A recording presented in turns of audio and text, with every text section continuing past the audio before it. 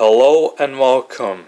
This is a drink called How to Make Carbonated Tim's French Vanilla Cappuccino Pineapple Coconut. First thing you gotta do is open up the mix for a little bit in there and the mug, close it up, add a little bit of water halfway. Last but not least, you open up this pineapple coconut sparkling water and you pour it into this mug.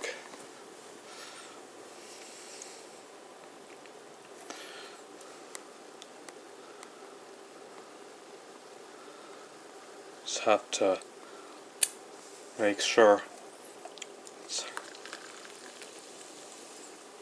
all the way down, and